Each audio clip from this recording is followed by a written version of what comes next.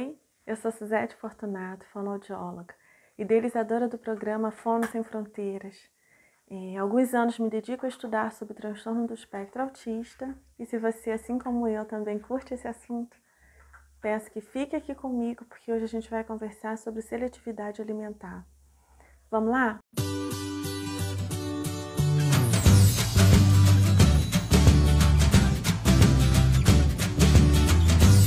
O que acontece? A criança com TEA, ela traz um comportamento muito singular na questão do comportamento, que envolve a seletividade, que envolve comportamento ritualístico e que envolve também as questões repetitivas. Tudo isso está muito ligado à questão da experiência relacionada também à introdução de alimentos, né, ingestão de alimentos.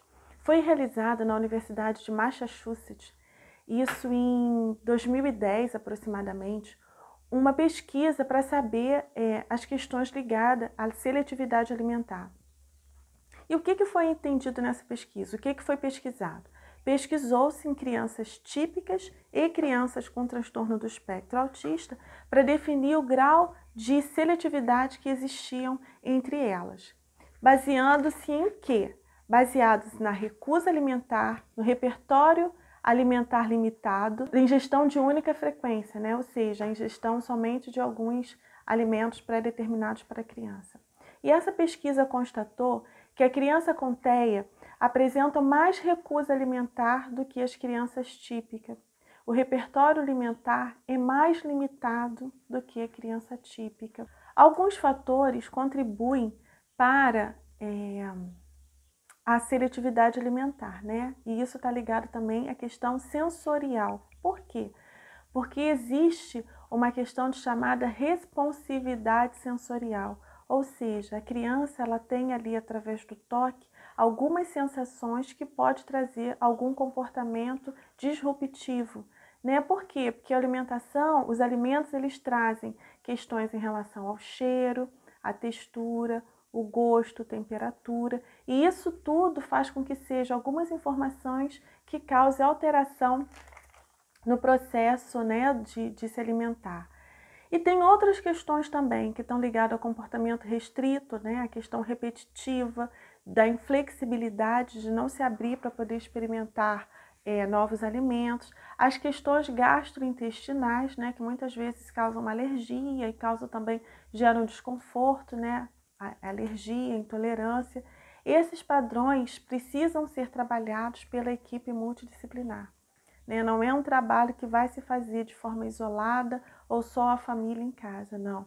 A equipe multidisciplinar precisa estar o tempo todo sendo trabalhada com essa criança para estar trabalhando todas essas questões, né? A questão do terapeuta ocupacional é fundamental, né? Pelo viés da integração sensorial, porque vai garantir a essa criança a possibilidade de uma reabilitação para o melhoramento, né? Ou uma forma mais adequada de poder experimentar coisas novas. Né? O processo de alimentar da criança ela começa na família. Muitas das vezes os pais eles acabam ofertando alimento primeiro para a criança e depois eles sentam na mesa para fazer a refeição. Né? É sabido que a criança dentro do espectro autista ela traz a questão sensorial, visual como uma ferramenta muito importante para poder estar enxergando, né, o mundo. E aí, se a criança ela não vê o que as pessoas comem, de que forma que elas comem, elas fazendo as refeições, isso só reforça o comportamento inibitório, fazendo com que a criança cada vez mais tenha essa dificuldade de comer um alimento novo.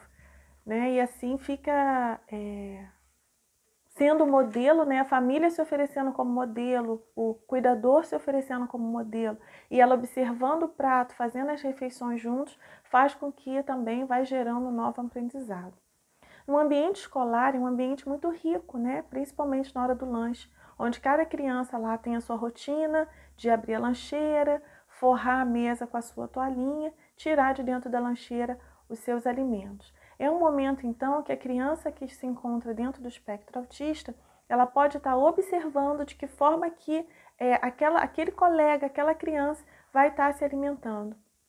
Muitas das vezes é nesse ambiente, junto com os pares, que a criança passa a ser encorajada a experimentar uma alimentação nova, né? No entanto, o professor, ele precisa estar atento, ele precisa estar de olho nessa criança, porque algumas têm algumas alterações importantes, como processo alérgico, gastrointestinais, alguma alimentação mais restritiva por conta de um componente mais invasivo, né, como um processo alérgico, mas se isso não foi informado pela família, e se não tem nenhuma alteração, é interessante, né, ter esse diálogo com a família antes, para que a criança possa, sim, experimentar alguma coisa do colega, uma fruta, né, algo que seja mais natural, né? Que se essa alimentação que ela queira experimentar seja uma alimentação mais saudável, porque é o que as crianças geralmente levam, né, de lanche para a escola, existe todo aí um movimento, tanto de escola quanto de família, para essa alimentação saudável, junto com os nutricionistas, que é super bacana e é muito legal que a criança possa ser encorajada. E o professor como mediador nesse processo de transição, porque às vezes até a família acaba direcionando somente a criança para um tipo de alimento, né? Eu já atendi algumas famílias e já atendi também diversos professores em que falava que a criança levava o mesmo lanche para a escola durante o ano todo. E aí essa criança, ao ver o lanche dos outros colegas, acabava querendo e pegando, na maioria das vezes, criança às vezes é muito rápido, né? E aí pegando e não querendo comer o lanche dela. Então vamos ver essa oportunidade de ofertar novos alimentos. A escola é um ambiente extremamente rico, né, onde tem lanches variados, lanches saudáveis, que faz com que a criança possa ir se encorajando a experimentar. Claro que tem toda uma questão sensorial, tem toda uma questão aí que a gente falou da seletividade. Isso não é uma frescura da criança, é um componente sério que precisa ser tratado e reabilitado. Mas, porém, num ambiente onde tem diversos tipos de alimento, a criança pode se sentir encorajada com seus pares a experimentar. Então, dito isso, o diálogo entre a família e a escola é super importante para que novos viés, né, de oferta, para que novos paradigmas possam ser quebrados e a criança, sim, dentro do espectro autista, possa ser encorajada a viver com uma vida com mais qualidade, experimentando o novo. Essa foi a dica de hoje. Até o próximo vídeo. Tchau!